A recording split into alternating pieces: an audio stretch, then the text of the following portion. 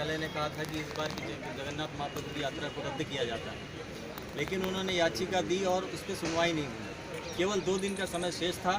उन्होंने ये कहा कि हम सर्वोच्च न्यायालय के सामने धरना प्रदर्शन करेंगे, और उन्होंने पूरी तरह आज तक जितने भी काम राष्ट्र हित में किए हैं वो सब संवैधानिक तरीके से किए हैं, कानून के दायरे में रह के किए हैं, शांतिपूर्ण तरीके से किए हैं। और मुकेश जैन एक सुरक्षा की दीवार बन के राष्ट्र के लिए खड़े हुए हैं। मुकेश जैन जी को किस उसमें बंद किया गया? मुकेश जैन साहब को इसलिए बंद किया गया कि उन्होंने फेसबुक पर प्रेस विज्ञप्ति जारी की थी जगन्नाथ महाप्रभु की यात्रा निकालने के लिए, जब 2 दिन केवल शेष थे महाप्रभु की यात्रा के लिए, पुरी की यात्रा। और उन्होंने जब ये ऐलान किया कि हम प्रदर्शन करेंगे और सर्वोच्च न्यायाधीश के खिलाफ में जो है हम प्रदर्शन करेंगे, इस बात को लेकर उनकी गिरफ्तारी हुई। दिल्ली पुलिस ने उनको थाने से जमानत दे दी इसी मामले में कि उन्होंने जो भी कुछ कहा है, तो उन्होंने ये कहा कि ठीक है, यात्रा की परमिशन दे दी है सर्वोच्च न्यायालय ने, तो हम जो है अपना धरना प्रदर्शन रद्द करते हैं। वापस उन्होंने ले लिया और प्रेस विज्ञप्ति, ओपन प्रेस विज्ञप्ति उन्होंने जारी की कि दारा सेना का कोई भी व्यक्ति किसी भी गतिविधि में नहीं पाया जाता है तो उसके लिए दारा सेना का व्यक्ति नहीं है, दारा सेना ये डिक्लेयर करती है।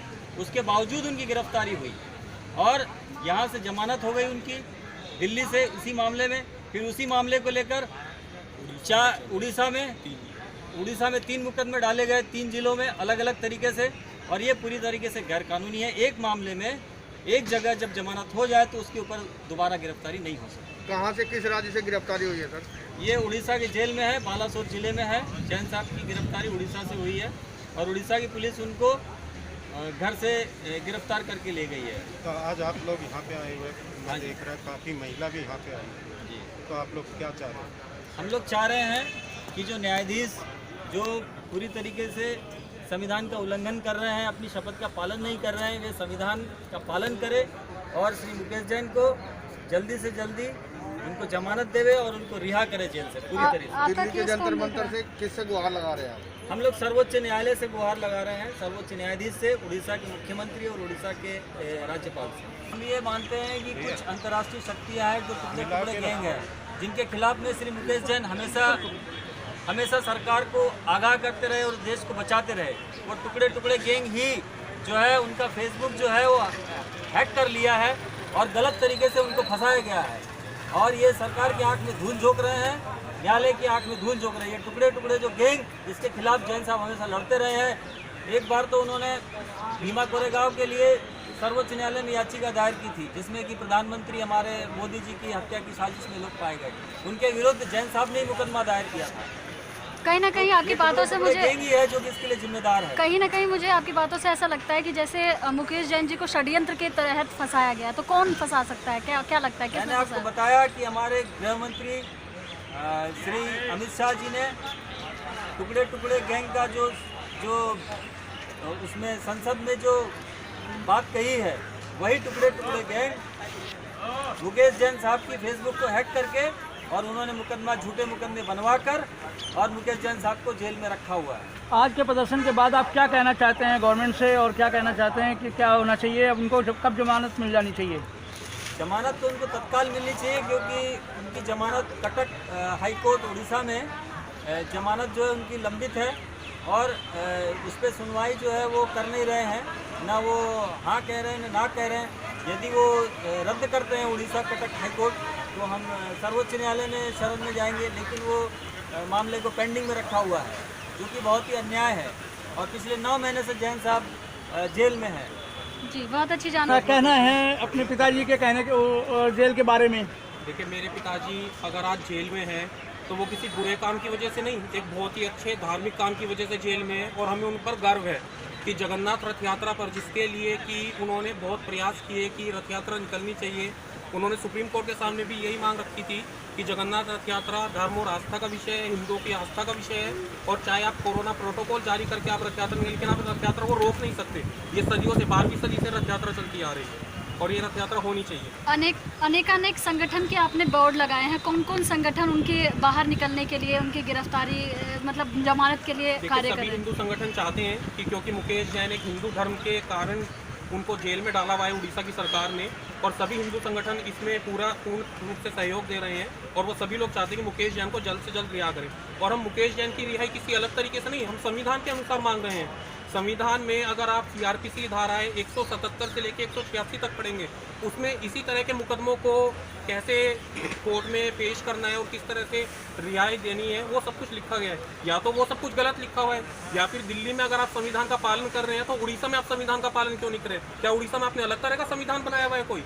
जब आप दिल्ली में जमानत दे रहे हैं, एक मुकदमा, एक सजा और एक ही केस, ये संविधान का मूल अधिकार 20(2) साफ साफ लिखा हुआ। आप किसी भी किताब में पढ़ सकते हैं कि उसमें साफ साफ लिखा है अगर एक अपराध हुआ है तो उसमें एक ही मुकदमा और एक ही बार आपको सजा दी जा सकती है। ये नहीं कि आपको 4 बार सजा दी जाएगी या 4 मुकदमे आपके खिलाफ दर्ज किए। आज किसको ज्ञापन दे रहे हैं इसके लिए? आज इसके लिए हम मुख्य न्यायाधीश साहब को ज्ञापन दे रहे हैं और साथ ही साथ हम लोग उड़ीसा के मुख्यमंत्री श्री नवीन पटनायक जी और उड़ीसा के राज्यपाल श्री गणेशी लाल जी को उड़ीसा भवन में आज ज्ञापन दें। गत कई महीनों से लगातार आप इसके लिए प्रयासरत हैं, क्या निकल कर आया रिजल्ट? अब तक लगातार प्रदर्शन हो रहे हैं, देश के विभिन्न राज्यों में प्रदर्शन हो रहे हैं, निष्कर्ष कुछ नहीं निकला? निष्कर्ष शायद उड़ीसा में बहुत ही सोची समझी साजिश के तहत मुकेश जैन को फंसाया गया है। उनको दिनांक 8 जुलाई 2020 को उड़ीसा से लगभग 8 से 10 पुलिस वाले, क्राइम ब्रांच वाले आते हैं और जिस टाइम दिल्ली पूर्ण कोरोना काल में थी उस टाइम पर वो इमीडिएटली मुकेश जैन को लेकर के, और 3 बजे पता चलता है वो कटक भी पहुंच गए हैं मुकेश जैन को लेकर के। ना उन्होंने ये पूछा, ना उन्होंने ये जाना कि ये एफआईआर जो लोग दर्ज करा रहे हैं ये सच है झूठ है। 6 तारीख में एफआईआर दर्ज होती है शाम को और विदिन 36 आवर्स वो मुकेश जैन को अरेस्ट करके ले जाते हैं। लोगों की भावनाओं का प्रतीक है कोणार्क मंदिर, वो जगन्नाथ प्रभु की रथ यात्रा, और वो लॉकडाउन में बंद थी, उसको खुलवाने के लिए और धार्मिक रूप से, क्योंकि जहाँ धार्मिकता है वहाँ बुराइयाँ खत्म होती हैं, उनको दूर करने के लिए मुकेश जैन ने प्रयासरत रहा। चाहे माननीय सर्वोच्च न्यायालय में याचिका की बात हो, चाहे कहीं ज्ञापन देने की बात हो, चाहे देश के महामहिम राष्ट्रपति जी से कहने की बात हो, वो सारी बातें उन्होंने की और कानून के सम्मत की, कानून के तरीके से की, कानूनी तरीके। मुकेश जैन पूरी तरह से संविधान में विश्वास करते हैं, कानून में विश्वास करते हैं, शांति प्रिय व्यक्ति हैं और समाज के निर्माण के लिए लगे रहते हैं। 9 महीने से जो उन्हें जुडिशियल कस्टडी में झूठे मनगढ़ंत राजनीति से प्रेरित केस में वहाँ रखा गया है, जो कि गैर लोकतांत्रिक तो है ही, असंवैधानिक भी है, साथ में गैर कानूनी भी है, और ह्यूमन राइट्स जो व्यक्ति के मानव अधिकार हैं उनका हनन है, और साथ में उनकी बूढ़ी माँ, उनके अधिकारों का हनन, उनकी बीमार पत्नी जो कि उनकी दादी हैं वो अभी एक्सपायर हो गई हैं, इसी वो उनको मुखाग्नि भी नहीं दे पाए, उनके दर्शन नहीं कर पाए, अपनी माँ अपने बेटे के दर्शन नहीं कर पाई। 9 महीने से वो जुडिशियल कस्टडी में हैं लगातार, कोई आगे ट्रायल नहीं बढ़ रहा, कोई आगे प्रोसीडिंग नहीं हो रही, कहीं बेल की बात नहीं हो रही है। किन मानव अधिकारों की रक्षा के लिए मानव अधिकार आयोग बना है, किन महिलाओं के अधिकारों के लिए महिला आयोग बना है, कहाँ अधिकारों का हो रहा है? पूरी तरह से मुकेश जैन के मामले में अधिकारों का राजनीति से प्रेरित होने की वजह से कि कौन माइलेज ले ले, भगवान प्रभु जगन्नाथ की रथ यात्रा करवाने के लिए माइलेज मुकेश जैन को मिल जाए, इसलिए उन पर झूठे केस लगा दिए गए, इसलिए उन्हें जेल में रखा जा रहा है, इसलिए उनका इतना आर्थिक रूप से, शारीरिक रूप से, मानसिक रूप से, पारिवारिक रूप से इतना उत्पीड़न किया जा रहा है। सिंह साहब, आपने कहा इनका उत्पीड़न किया जा रहा है, लेकिन देश के अंदर इतने सारे मानवाधिकार आयोग संगठन हैं, क्या इसके विरुद्ध, न्यायिक प्रक्रिया के विरुद्ध कोई भी एक आदमी को इतना तड़पाया जा रहा है 9 महीने से जेल में, कोई भी मानवाधिकार संगठन जो है सामने क्यों नहीं आ रहा है? क्या किसी राजनीतिक षड्यंत्र के तहत उनको जो है काम नहीं करने दिया जा रहा है? देखिए, मानवाधिकार संगठन बहुत हैं, लेकिन कुछ न कुछ मजबूरियां रही होंगी, कोई यूं ही बेवफा नहीं होता है। अगर वो मुकेश जैन के मामले में बेवफा हुए हैं तो कुछ न कुछ उनकी बहुत बड़ी मजबूरियां रही होंगी। नहीं, मुकेश जैन ने आज से 20 साल 21 साल पहले भी उड़ीसा में सामाजिक हिंदुत्व की रक्षा के लिए, हिंदुत्व के लिए संघर्ष किया, हिंदुत्व की आन शान को बनाए रखने के लिए किया, ईसाई मिशनरियों को ख़त्म करने के लिए काम किया। जो ईसाई मिशनरियाँ हिंदुस्तान में गरीब हिंदुओं का धर्मांतरण करवाती हैं, धर्म परिवर्तन कराती हैं, उनके विरुद्ध मुकेश जैन ही आज से 21 साल पहले लड़ाई लड़ने वाले थे और उन्होंने लड़ाई लड़ी और उनके साथ के लोग ऊपर तक पहुंचे हुए हैं, लेकिन आज वो कुछ नहीं कर रहे हैं। सामाजिक संगठन क्या अपने सनातन संस्कृति की प्रेमी के वश में और सनातन संस्कृति की रक्षा करते करते वो जेल में गए हैं, तो क्या सनातन संस्कृति और जितने हिंदूवादी संगठन हैं जो कि सनातन धर्म की रक्षा के लिए है, क्या उनका फर्ज नहीं बनता कि इसकी अगुवाई करें, या मुकेश जैन भी अपनी माता की तरह जेल में ही उनका जो है देहाद्वास हो जाएगा? नहीं, ऐसा नहीं होगा। देखिए, आज यहाँ जंतर मंतर पर विशाल प्रदर्शन, विशाल कार्यक्रम ये सब किया है, बहुत से हिंदू संगठनों किया है, क्षत्रिय समाजनाथ से शिवनंदन सिंह जी आए और भी हिंदू संगठन है, सब कर रहे हैं। मुकेश जैन को 9 महीने से जेल में रखना, उनके भगवा वस्त्र जो भगवा पटका वो पहनते हैं, वो इसका उनके कारण उनको सजा मिल रही है हिंदुत्व की बात करने की, उनको सजा मिल रही है भगवान प्रभु श्री जगन्नाथ की रथ यात्रा करवाने की, उन्हें सजा मिल रही है कोणार्क में पैरेलल सूर्य मंदिर के लिए जगह खरीदने, सूर्य मंदिर के लिए मूर्तियां लाने और सूर्य मंदिर के निर्माण के लिए मुहिम चलाने की, उन्हें सजा मिल रही है जो उन्होंने ईसाई मिशनरियों द्वारा गलत तरीके से गैर कानूनी से गरीब हिंदुओं का धर्म परिवर्तन कराया जाता है, उसके विरोध में जो उन्होंने बात कही उसकी उन्हें सजा मिल रही है। उन्हें इस देश में हिंदू होने की सजा मिल रही है मुकेश जैन को, और मुकेश जैन का कोई अपराध नहीं है। आपने इस केस को बहुत अच्छे डीपली तरीके से पढ़ा है, कई बार न्यायमूर्ति के सामने भी गए हैं। आगामी योजनाएं क्या है, किस प्रकार से और कब तक वो बाहर आएंगे? देखिए, माननीय सर्वोच्च न्यायालय में याचिका पेंडिंग है, उड़ीसा हाईकोर्ट के कटक में भी पेंडिंग है, और निचली अदालतों में कटक, भद्रक, बालेश्वर सब जगह याचिकाएं पेंडिंग हैं। लीगल प्रोसेस चल रहा है, कानूनी प्रक्रिया। मुकेश जैन भी कानून में विश्वास रखते हैं, उनके परिवार के लोग, उनका अर्जुन जैन है बेटा है, वो लगातार कानूनी प्रोसीडिंग कर रहे हैं, कानून के तहत रख रहे हैं। इससे बड़ी दुखद क्या बात होगी, मुकेश जैन की मां का देहावसान हो गया और बेटा अपनी मां का अंतिम संस्कार मुखाग्नि भी नहीं कर पाया। उनके कितने मित्रों की मौत हुई, हम नहीं कहते, इस काल में कितने उनके मित्र गए, उनके रिश्तेदार गए, उनके मिलने जुलने वाले गए।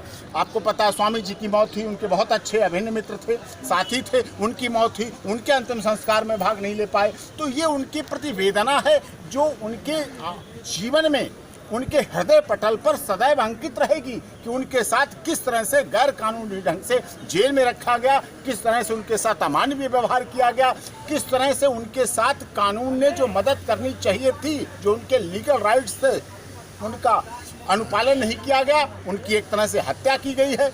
और उन्हें सिर्फ इस बात की सज़ा मिल रही है कि उन्होंने भगवान प्रभु श्री जगन्नाथ की रथ यात्रा की, भगवा पटका पहनकर हिंदुत्व के लिए उन्होंने सदैव रक्षा की। चाहे यमुना का कार्यक्रम हो, जिस समय हुआ था आपको पता है, उस समय एनजीटी में लगा के उन्होंने ये कहा था कि यमुना में जो कार्यक्रम हुआ था भक्तिपूर्ण वो होना चाहिए। चाहे हिंदू महासभा के द्वारा कार्य करते हों, चाहे हिंदू महासभा भवन के द्वारा कार्य करते हों, चाहे जंतर मंत्र पर जब भी धर्म विरोधी कोई बात आई, धर्म के खिलाफ आई, हिंदुस्तान के खिलाफ आई, हिंदू धर्म के खिलाफ आई, हिंदुस्तान की आन मान शान के खिलाफ आई, जब भी किसी आतंकवादी ऐसे व्यक्ति ने ऐसी बात की तो उसका विरोध करने के लिए मुकेश जैन सदैव समर्पित रहे हैं, तत्पर रहे हैं, और उन्होंने अपना पूरा जीवन हिंदुत्व की रक्षा के लिए समर्पित किया है। ये हिंदुत्व की रक्षा करना ही उनका दोष हो गया और इसीलिए वो उसकी जेल। सिंह साहब, भविष्य में अब न्याय प्रक्रिया में किस तरीके से काम करेंगे ताकि उनको जल्दी जमानत मिल जाए? देखिए, हमारी न्यायिक प्रक्रिया चल रही है, माननीय सर्वोच्च न्यायालय में भी याचिकाएं लंबित हैं, उड़ीसा हाईकोर्ट के कटक में भी याचिकाएं लंबित हैं, भद्रक, बालेश्वर, कटक, वहाँ भी याचिकाएं लंबित हैं। हम कानूनी विश्वास रखते हैं, लॉ गाइडिंग सिस्टम है। मुकेश जैन ने सदैव कानून को पूरी तरह से अपने मन में गढ़ा है।